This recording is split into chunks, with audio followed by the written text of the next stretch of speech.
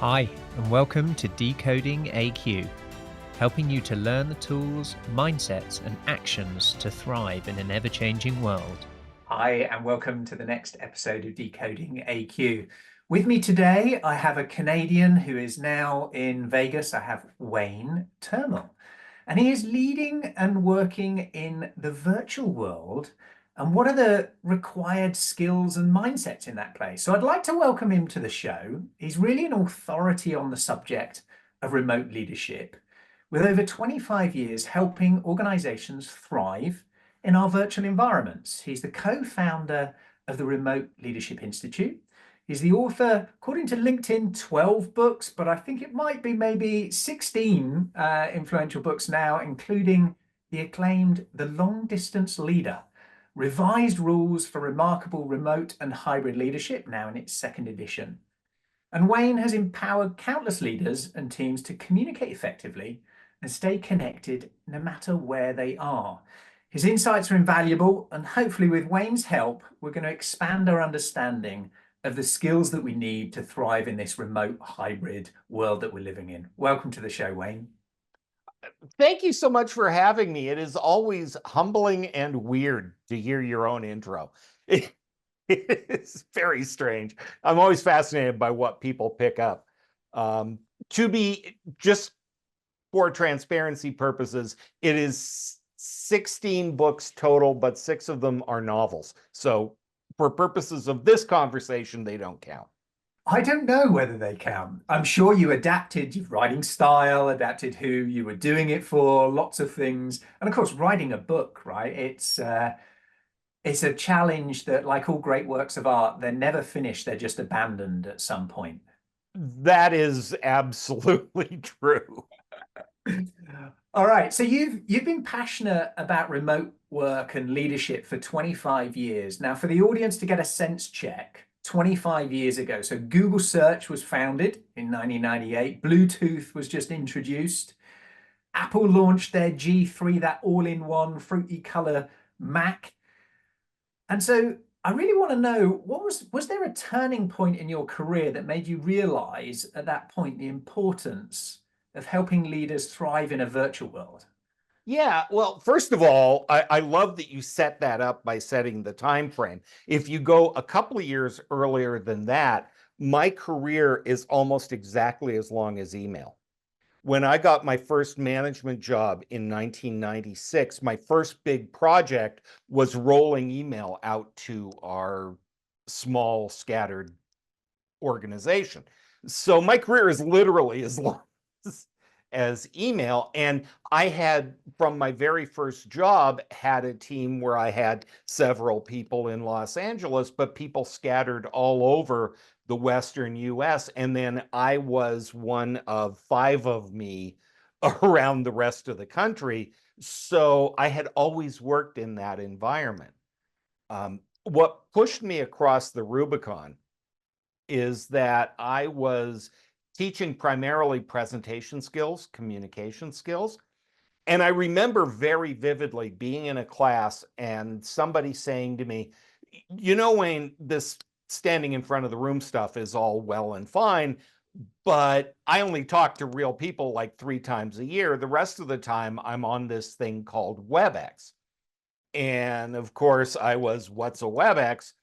And when I started to look into it, it became very clear that this was going to be a thing, but more importantly, it impacted how we communicated, and nobody was teaching people how to use that tool as a communication medium.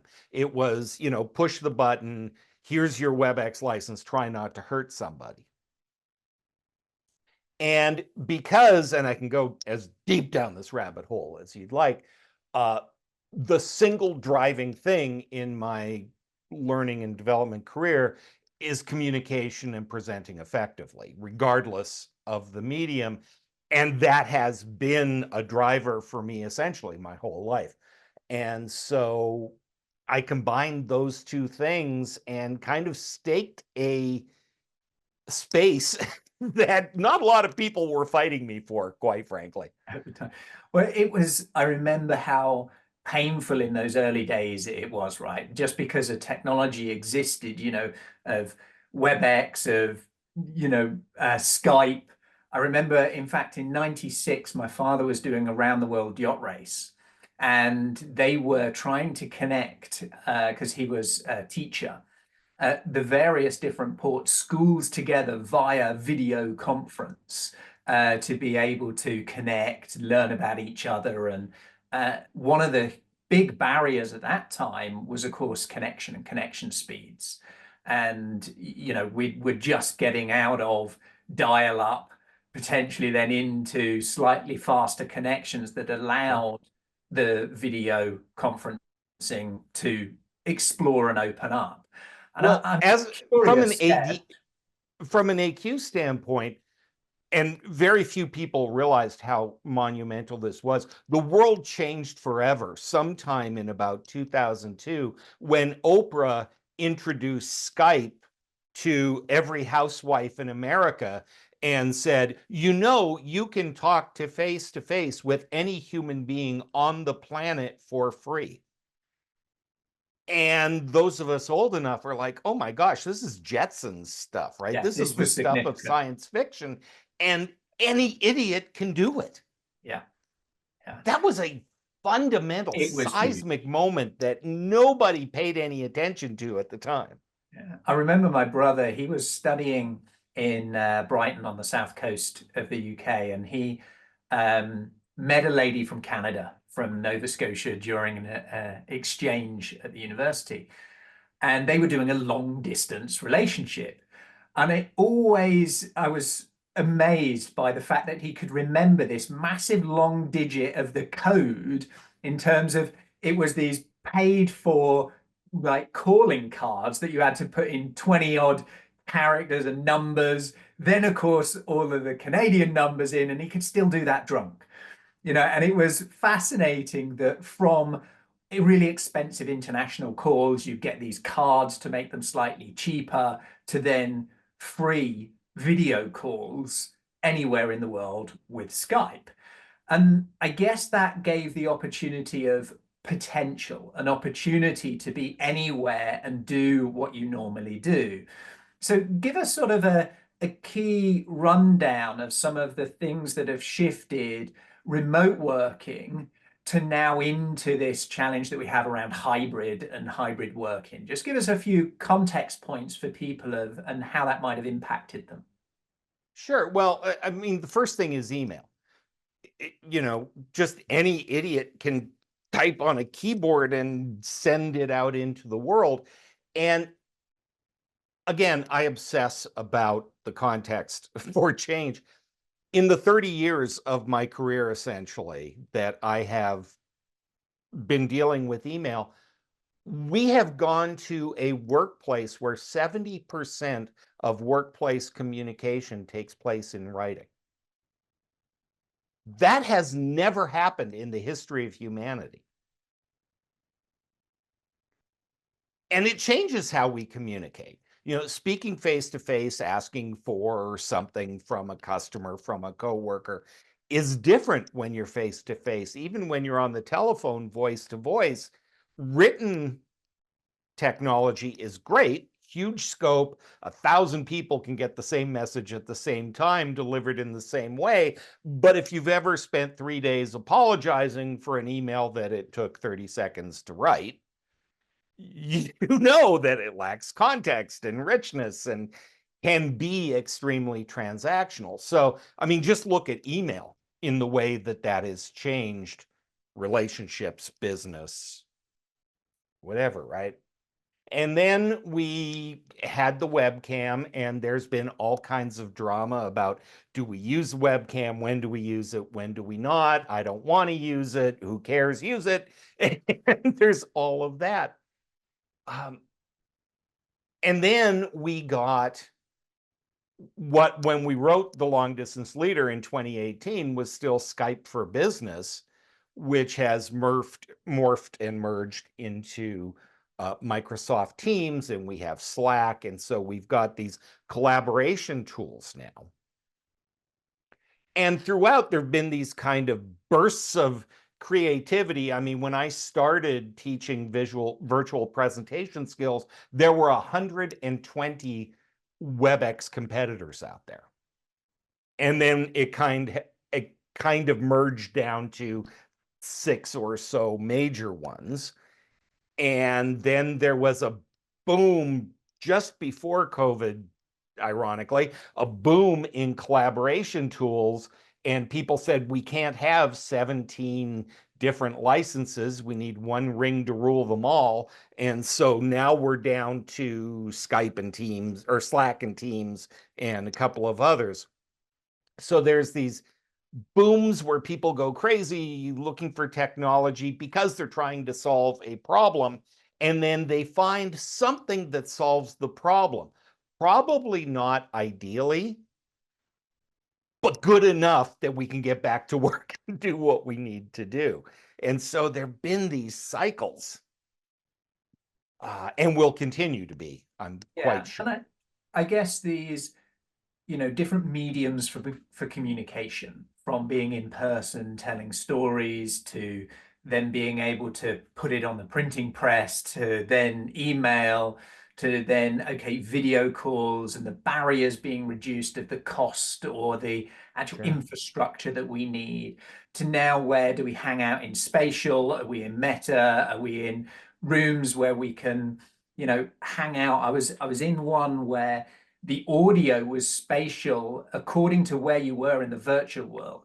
So in the same way as in a conference, right? You wouldn't hear the thousands of people, you'd hear the people that are closest to you. So you'd walk around in the physical space related to your audio interaction. And I see a lot of technologies that are now doing that as well, for where we're gathering groups virtually in a virtual world. I'll give you one that I never thought would happen. The co-host on our podcast, Marissa, belongs to a virtual church, which gathers at various times, and everybody is a gamer. So they're on their headsets, and they're using avatars and whatever else, and they worship.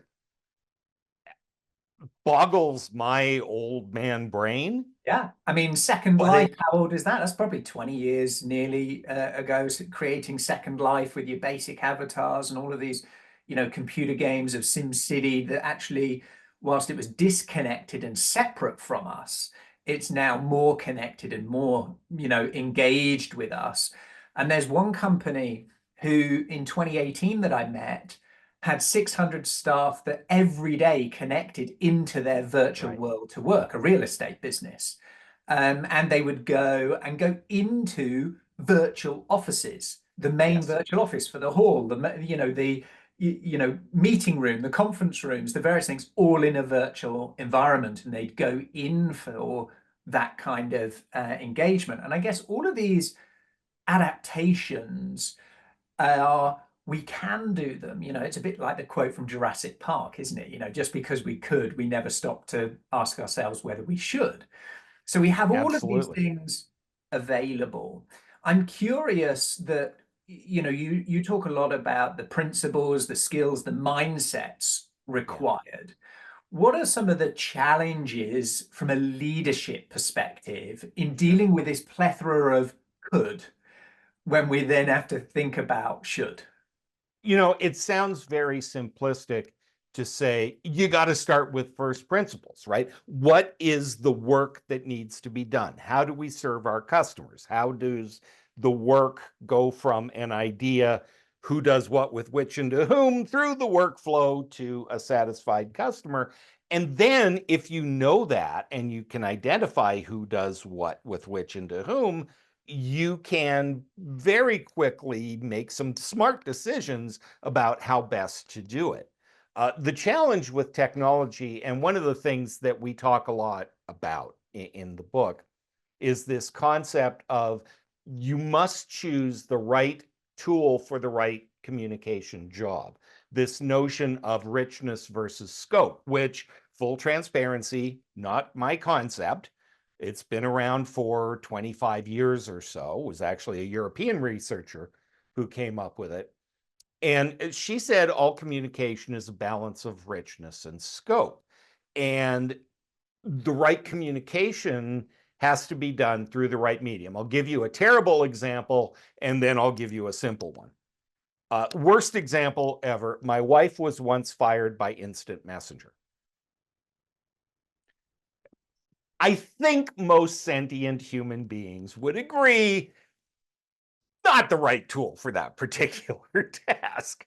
Now, on the other hand, why not? It worked. Didn't have to deal with a crying employee. Checked it off the list and moved on. Says something about the company and the man who did that he would choose to do that, right? So we can assume that that's a horrible, awful thing. Now let's take one that we've all been guilty of. It's 4 o'clock on a Thursday afternoon, and I need to give Ross some feedback, but you know what he's like, and I'm tired. I'm just going to send him an email and I'll deal with him tomorrow.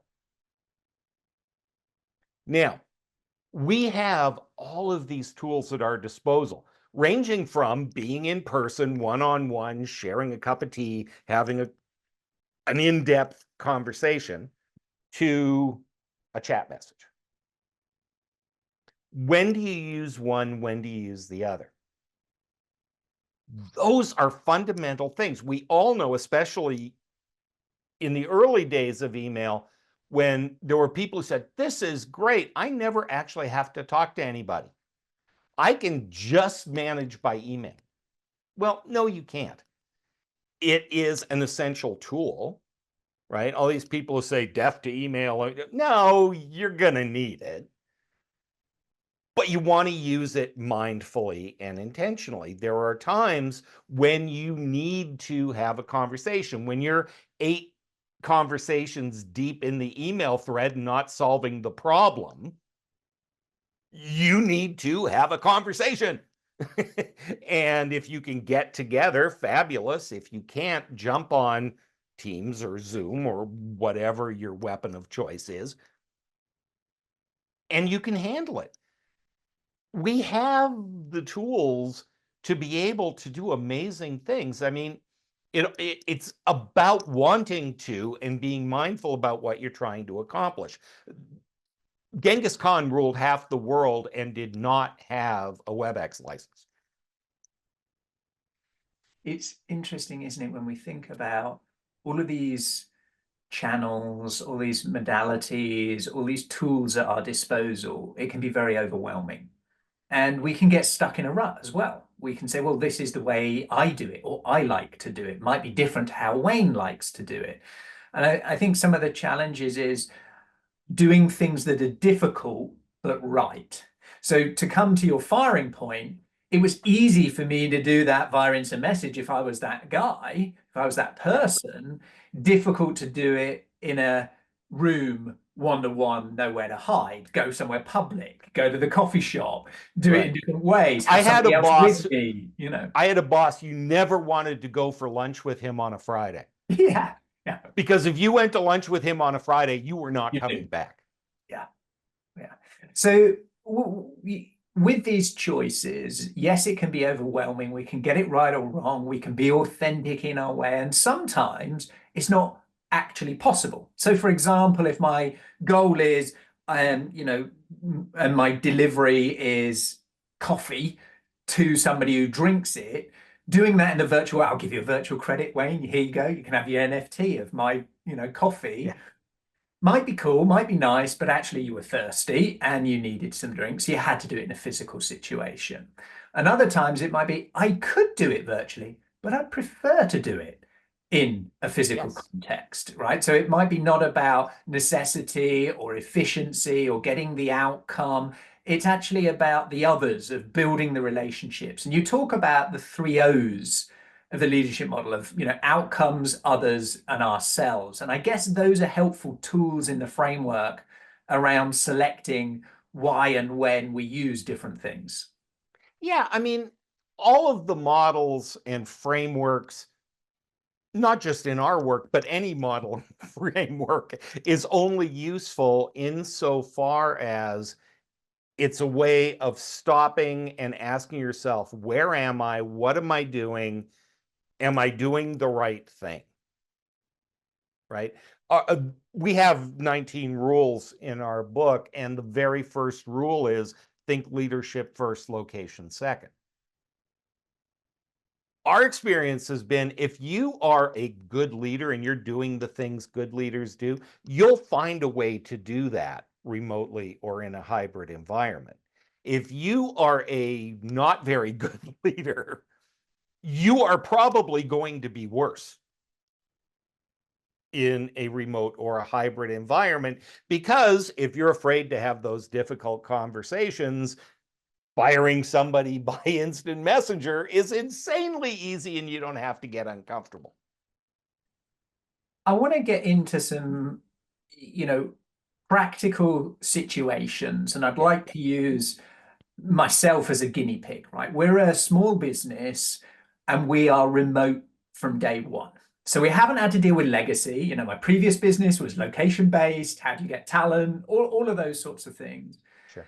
And one of the challenges we face beyond time zones and things, and all, we use all these tools, we do loads of asynchronous work, is the connection, is building a culture where people really care. And I find we've put in things that almost over-index on time together, collaborative time together, happy hours, all of these things to make up for the stuff where you're just not in the same orbit as each other, right, to build that connection. And I constantly ask myself, are we doing just too much of this? Or is that over-indexing really what's helping us gel together? So I'm curious of your thoughts of, with remote teams building connection, how do you do it efficiently without constantly just what we're finding ourselves doing, over-indexing of, okay, we have a weekly stand-up, we have the end of week happy hour, we have another session, another team session.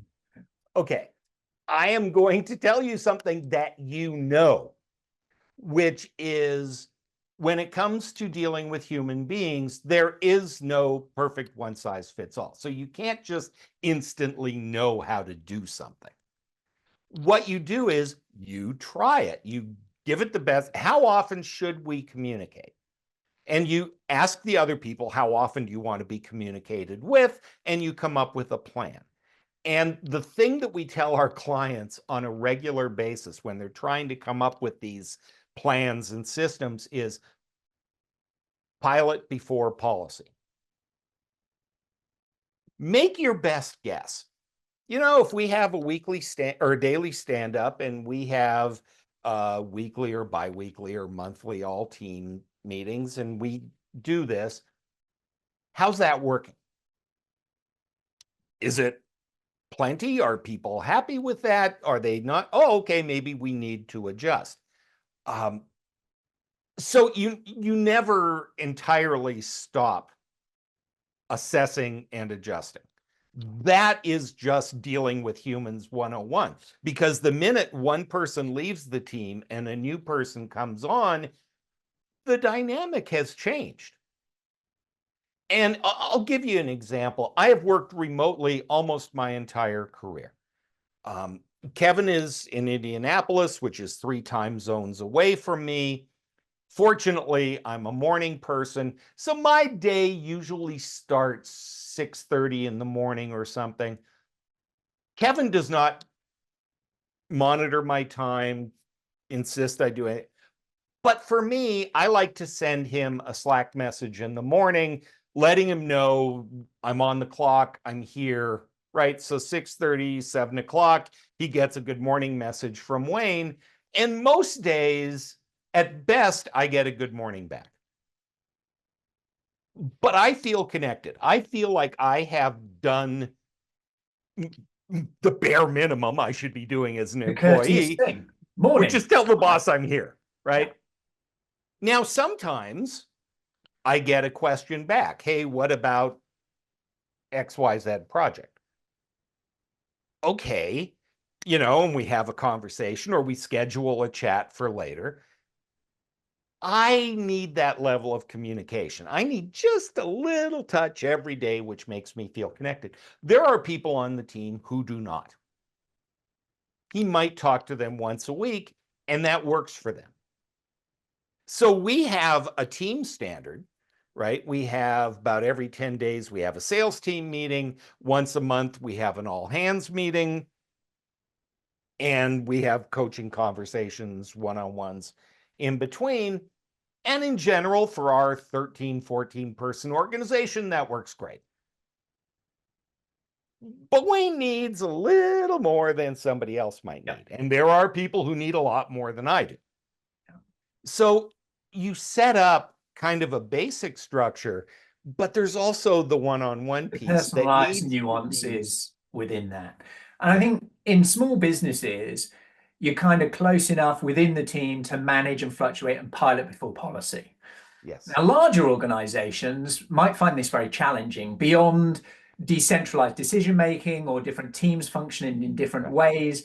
But then what often happens is a big mandate comes along, slapped on, that may or may not be agreed with by the person whose responsibility it is to implement, particularly around hybrid. We have a client that employs, you know, over 100,000 people. And the mandate of the dreaded return to office came out, and really challenging for the people involved, even at the high level of that, let alone all of the ripple effects from there to the nuances of, well, how does that affect Wayne and how Wayne's dealing with his life that he's had set up in this way and this person in this way. And within the policy, where's the flexibility? Where can we adapt of what's right or not right? And I think it's challenging as we scale around hybrid, around remote, and we're still, I believe, figuring it out. We're still in experimental mode. Yeah, we're totally in experimental mode. I mean, not to be dramatic about it. We are in the middle of the most seismic change to the workplace, capital W workplace, probably since the 1920s or 30s, when we came up with the 40-hour work week and the 5 days a week and overtime pay and whatever else. The employer-employee relationship has changed drastically. What it means to have a job, what we say go to work, well, a lot of us aren't going anywhere, right? Even the language that we use isn't necessarily accurate anymore. And the problem with hybrid work, you said the dreaded return to office, and I laughed because we get lumped a lot with the remote work zealots.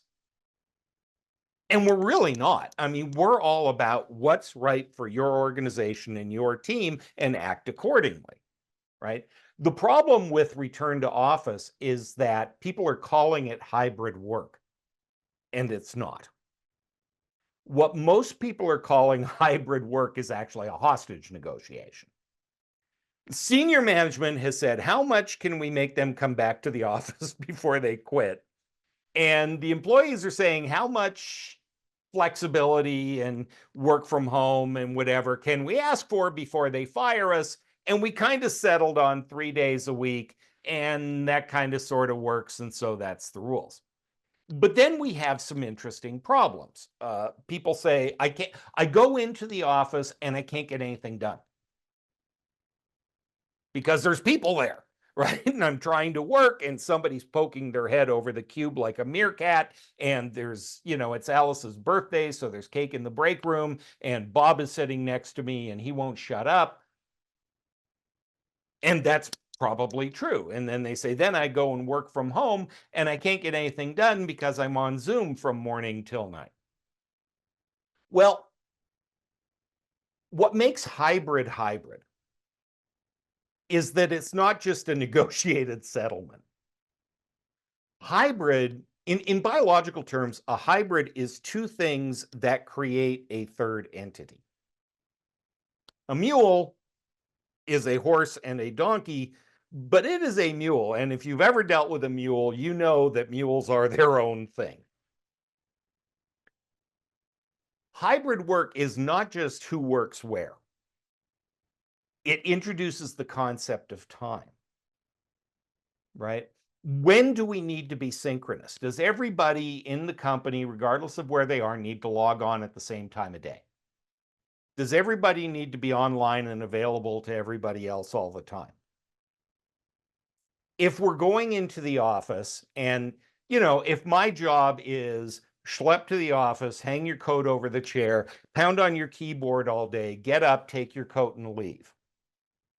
You're right. You're probably not getting as much done in the office. But what if when you went into the office, you did stuff that is best done in the office? That's when you have your meetings. That's when you get together. That's when you have your one-on-one coaching conversations with your employees. And when they're working remotely, they can get stuff done remotely because that's the stuff that should be done when your head's down and you can focus and you're on your own body clock and all of that. It's interesting. I had, when you were talking and you used the analogy of the mule, half donkey, half horse, that actually what we're asking the mule to be is a donkey Monday and Wednesday and Friday and a horse on Tuesday and Thursday. Behave differently, different playbook, do this in this day, become this person in this day, in this environment, behave and adapt in this way. And a lot of, I think, use that story and that narrative of, oh, when you come to the office, then do the meetings, then we'll do the coaching, then we'll do the collaboration. And the reality for many people is that collaboration can happen remotely too, sometimes even better. Sure. And one of the biggest challenges I've personally found, Wayne, is when we go into a place and we're trying to run a collaborative session that has in-person and remote people at the same time. Right. And that's kind of difficult to facilitate that.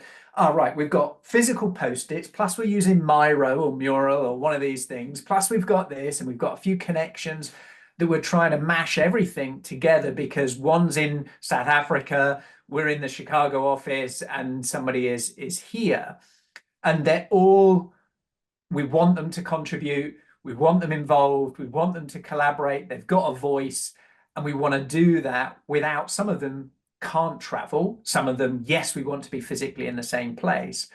And for me, one of the observations I've had is just how much more I enjoy being around other human beings in physical form.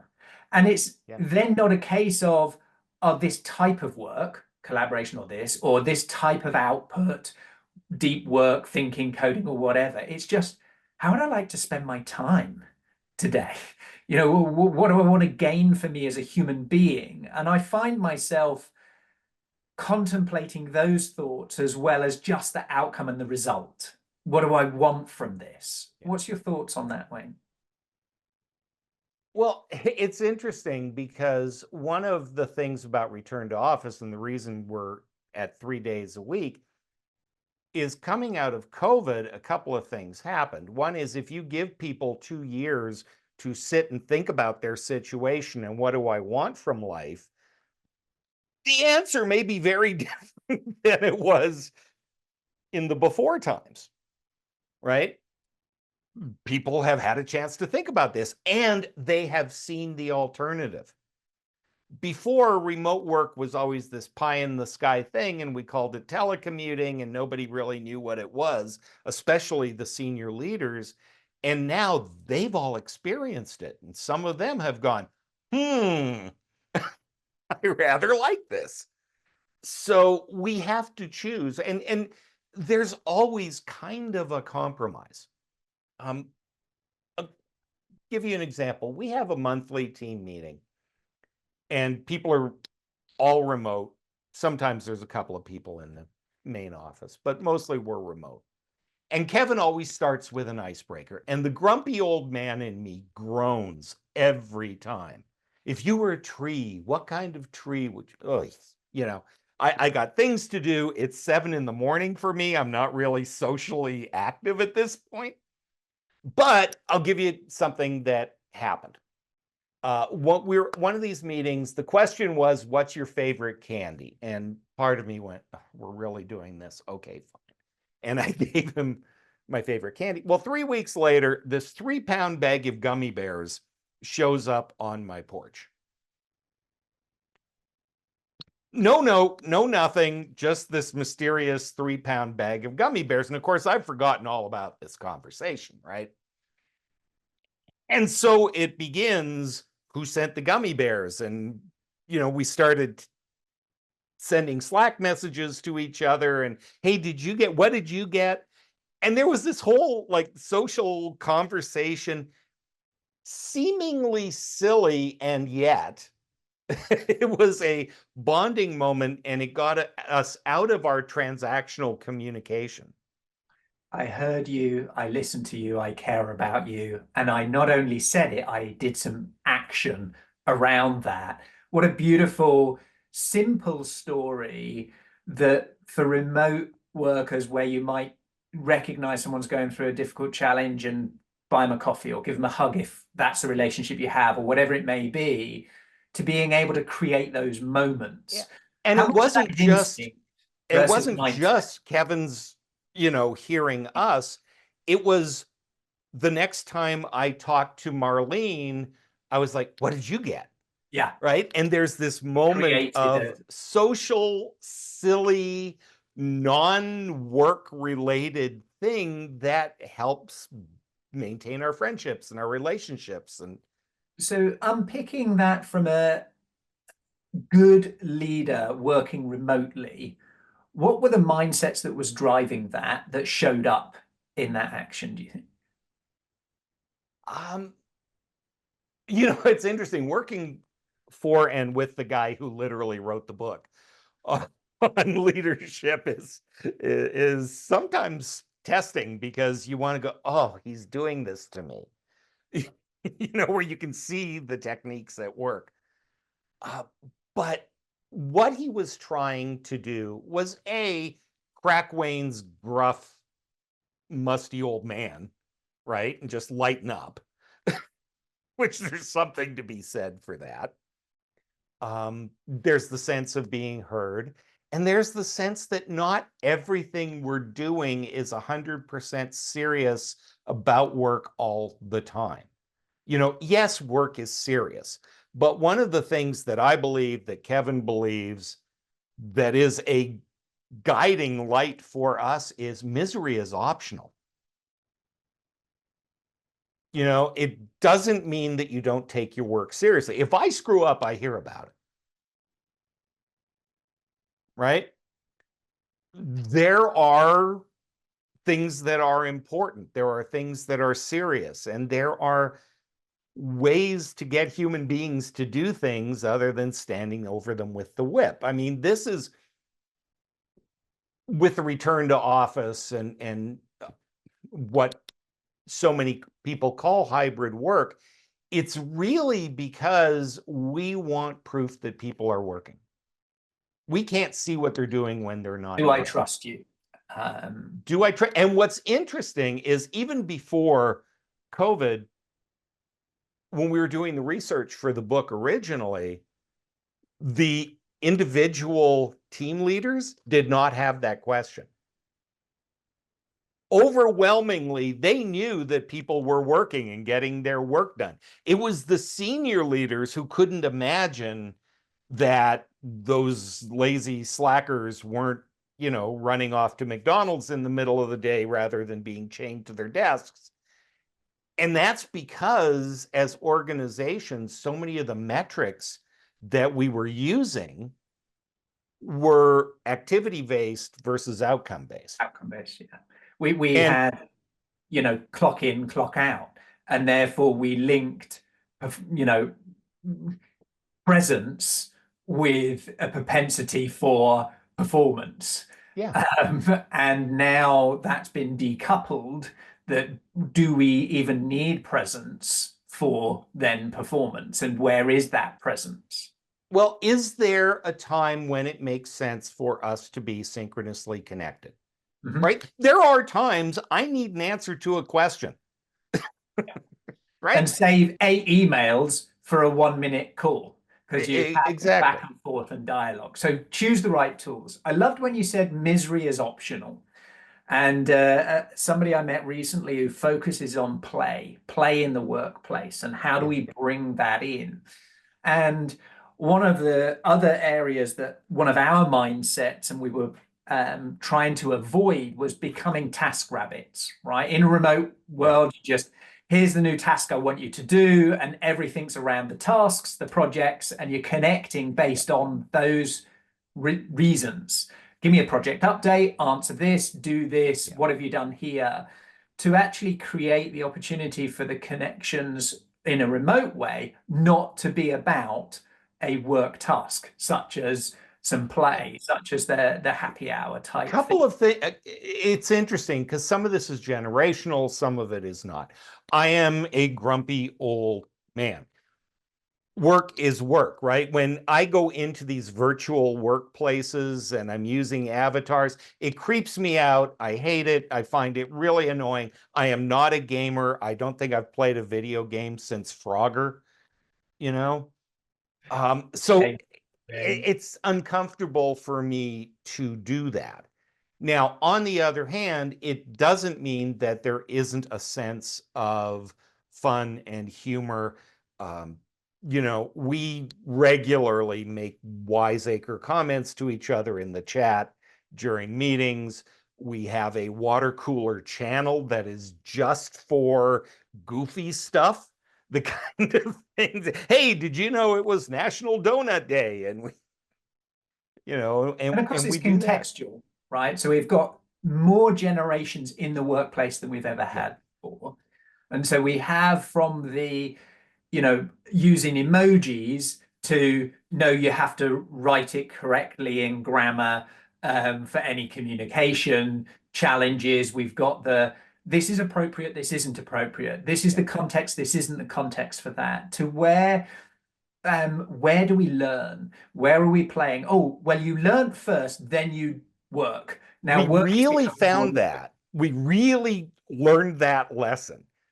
There is a thin veneer of professionalism in the workplace that we have been taught both consciously and unconsciously. And when COVID hit, it was interesting because a lot of people got sent home and they said, well, this is going to be just like being in the office. You keep the same hours, you do whatever. It's just like being in the office, except we use webcams.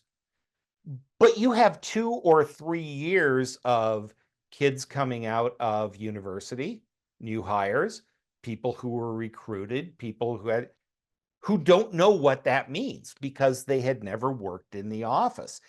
And I was talking to a dear client who is also a friend. And I said, how's your return to work going? And she goes, terrible. And I said, what's wrong? And she said, they've gone feral. They have forgotten how to talk to each other. They have forgotten how to dress. They have forgotten to keep their voice down when they're on the phone because there's all these social constructs, some of which we were aware of and some of which we were not, right? That this is what it meant to work in a co-located environment. And this is how one interacted with one's seniors in the company. And you can send the poop emoji to your friend. You don't send it to the VP. I mean, it took me a long time to get comfortable with emojis and GIFs. I was really uncomfortable and fought them for the longest time.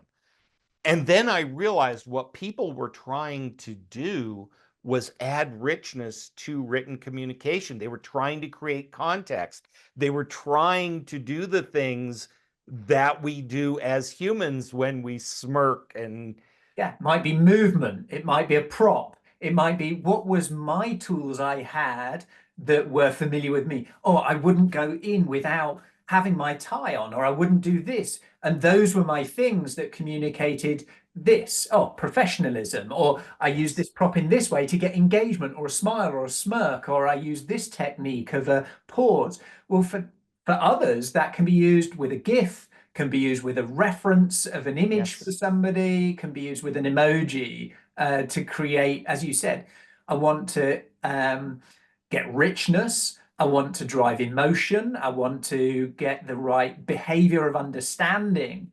And I think a lot of this, as we're adapting to these new environments, these new contextual frameworks that are different, that are generationally different, is ultimately we're wanting to, yes, be connected to each other. We're wanting to get behaviors and outcomes out the other end. And I'm curious for you, where you our labeling, and it seems and it sounds like you've labeled it. I'm the grumpy old man. It took me a long time to do all of these things, and you're doing it in a playful manner when you express this, both in your tonality and also your movement for those who aren't, watching and listening. And of course, that creates a narrative for you and then for others around you. And I'm curious for leaders, as leadership changes from one generation to the next generation to the next generation, where there's opportunities for improvement of our own communication and our own self-talk.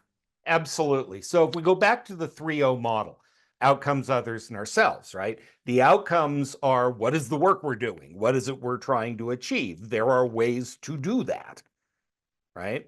We get that work done through others. We are not doing all the work. We have to engage, encourage, coach other people, and we ourselves have to be in the right headspace. Now, one of the ways that you address all of that is to be very frank and have very real conversations. So, for example, my daughter is 31 years old. I am still trying to convince her that telephones convey voice. That it is not just a texting machine. And there are times when you need to pick up the phone. As a team, have you had explicit conversations about when do you send an email versus an instant message? When do you pick up the phone? When do you turn your webcam on? And there should be agreements on that, because it may not be your personal style, but it's the right answer for that. So, Ms. Millennial, sometimes, yes, you're going to have to physically talk to people. That's a thing. I find I it have to fascinating, shut up. Yeah. Instead of text, just little voice note drops. I notice now on WhatsApp, you send a little voice note going through, and how that evolves. I'd like to, in the final little bit, I'd like to be a bit more provocative around what the next 5 years might have. And, we've got this, workers returning to the office and the state of remote work. But for the next 5 years, I want to paint a potential picture for you, Wayne. I want to paint a picture where others might not mean another human. So we've started and we've gone from a computer being a human, name of a job role, to it being a physical piece of equipment.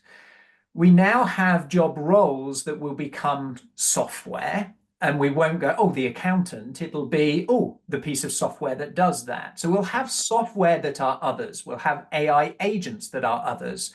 We might even have, if Tesla and Figure One and all of these things, more humanoid robotics, and not just in a factory as arms, but doing actual jobs and responsibilities of humans, whether that's landscaping, gardening, all of the dangerous, dirty, and disgusting things that humans shouldn't be doing, that there might be more humanoid-looking robots there that are others. What does leadership look like in a remote world where we have, potentially for the same price we lease a car, we could lease a robot who could do the cleaning, who could do whatever job we may want to be done? What does it really look like as we transition for that over the coming years around remote working and leadership, when others means technology of a different world than we've perhaps thought of before? Okay. First thing, I'm going to say something cynical, which is more art than truth, which is artificial intelligence will always be defeated by actual stupidity. And so human beings and the way that we interact with machines, and because machines are built by human beings, stuff is going to happen. The thing about a leader is you need to be leading. You need to be thinking about what is it we're trying to achieve. So as long as we have that in mind, what is it we're trying to achieve and what's the best way to get there, you'll figure out, how do I interact with these things? Now, I still say please and thank you to Alexa, just in case they ever do decide to take over. I want them to know I'm one of the good ones. But as we're looking at, we need to be thinking about what is the work we're trying to achieve? What are we trying to do for our customers? What is the business that we're in? And then we can make smarter decisions about what gets done by humans. How do we interact with people, with machines, with all of those things? Um, you know, it's still early days for AI, but I'll give you an example. I was on a meeting and I was on a Zoom meeting and I was playing with Zoom's AI companion. And it was transcribing the meeting, which if you've ever tried to take notes during a meeting, you know, the AI summary is amazing. It catches everything, who says what, with which and to whom, action items. And at one point in the meeting, I was saying something and I went, people.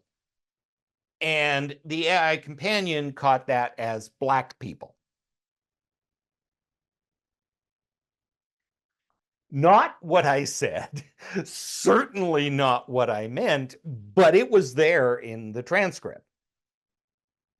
We need to understand that you can't just accept what comes. We still have judgment. We still have rationale. We still need to look at something that comes at us from a digital source and say, how are human beings going to interpret this? And I guess it's the transitions that create the friction of that period, you know, in terms of when stupidity rules, when do we abdicate decision making or not? Do I abdicate decision making to some technology and not other technology? And when and how? And as we go through that and we're using these software tools and then, you know, hardware tools to get stuff done, it's the difficult decisions when the instant message to say you're fired versus the our job to get done is this outcome and the better solution is no humans. And we have a load of humans currently doing that.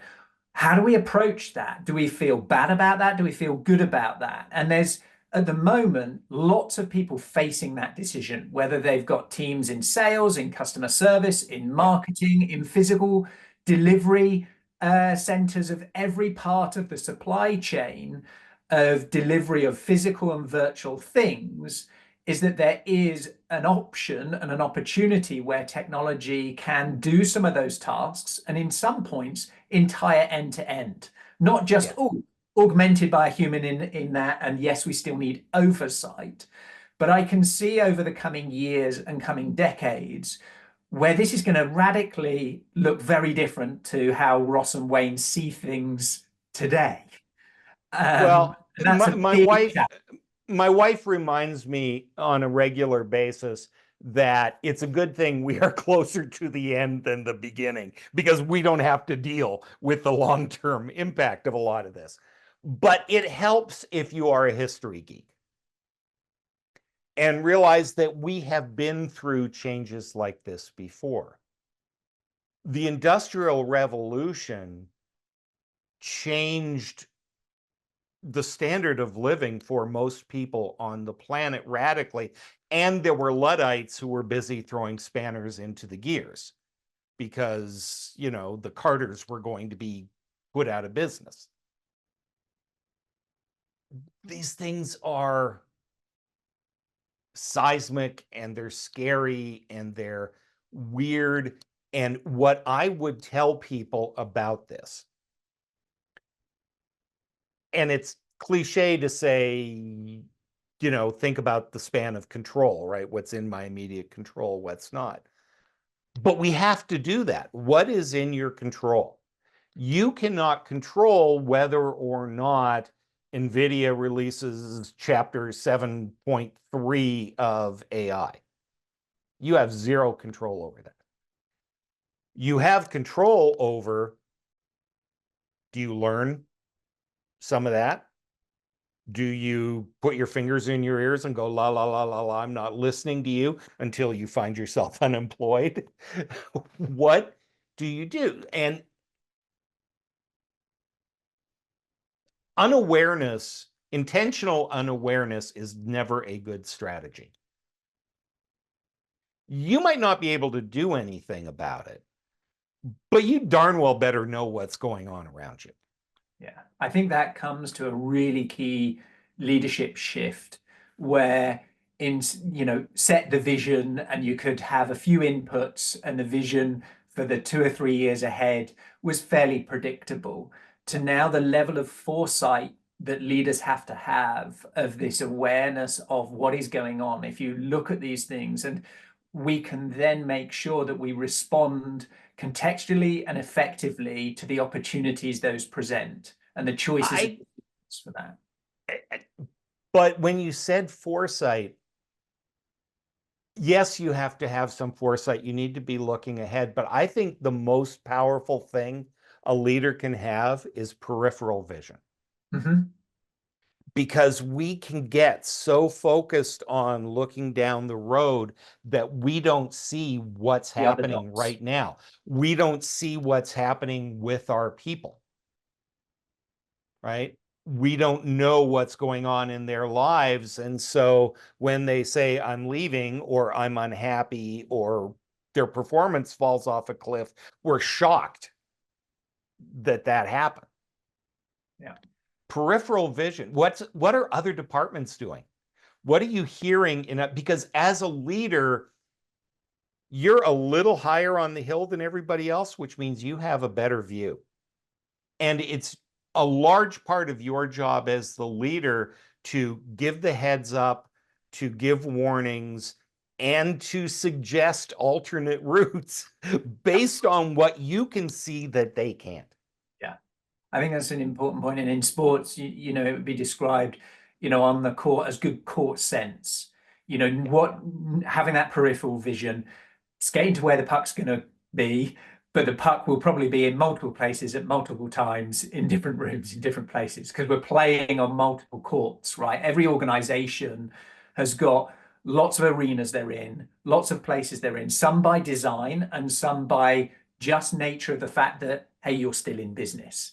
But if we're going to take that analogy, if my premier team is Arsenal, for what that's worth, most of the coaching staff is on the field. But there are people up in the box with binoculars and, sending messages down to the coaches on the field because their job is to get a much bigger picture.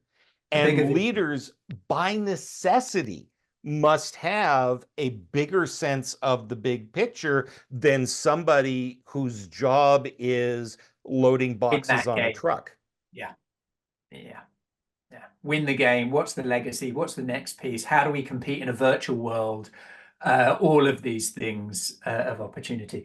As we come to the final piece, Wayne, thank you for the extra bit of time. I do have a question that I ask every guest, Wayne, at the end, and it's related to curiosity. And it's, when was the last time you did something for the first time, and what was it? I'm not quite sure how to answer this, but I'll give you the one that is top of mind for me. I have written 6 novels. From a writerly geeky standpoint, they have all been first person.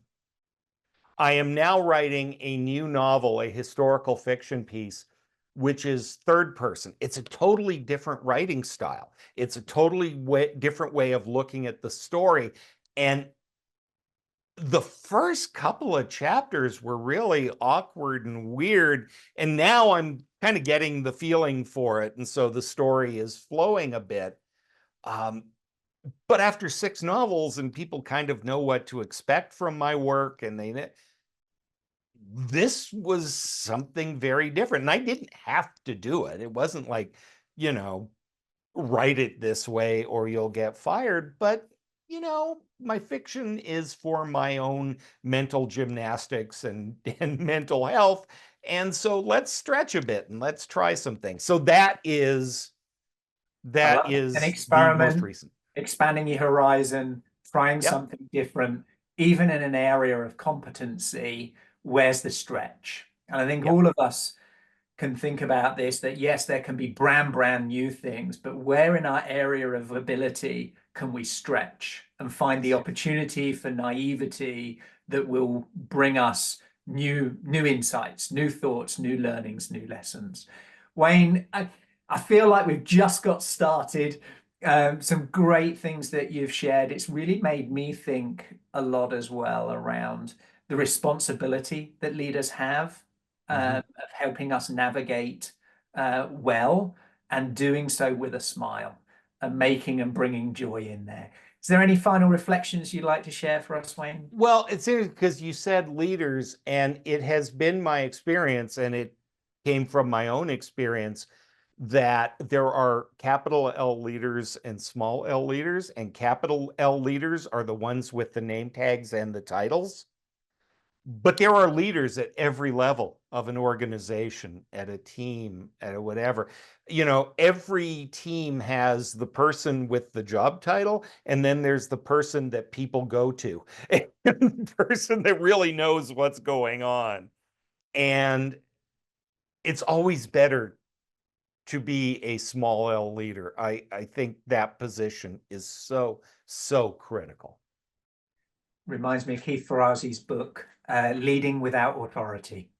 Yep. So how do we be leaders, not only of our own lives, our own direction, but without the title, to lead effectively, to have expanded horizon, peripheral view, as you said, and apply these thoughts around the 3 O's model is really great. If people want to get in contact with you, Wayne, if they're curious about your institute, your books, your various work, what's the best way they get in touch? Yeah, clearly. I mean, first of all, I am on LinkedIn, Wayne Turmel, Turmel. I am not shy about connecting. I love having great people in my orbit. You can find me at kevinikenberry.com is the name of our company.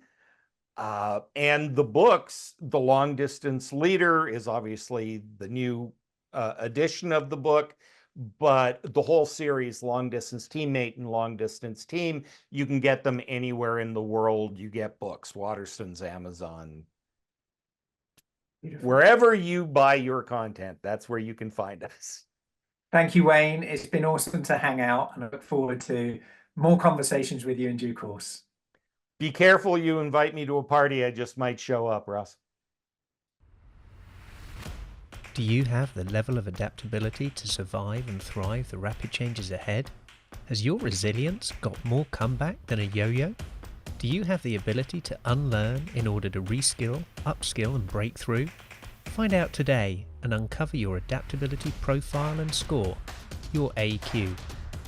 Visit AQai.io to gain your personalized report across 15 scientifically validated dimensions of adaptability. For a limited time, enter code PODCAST65 for a complimentary AQME assessment. AQai, transforming the way people, teams, and organizations navigate change. Thank you for listening to this episode of Decoding AQ. Please make sure you subscribe on your favorite podcast directory, and we'd love to hear your feedback. Please do leave a review, and be sure to tune in next time for more insights from our amazing guests.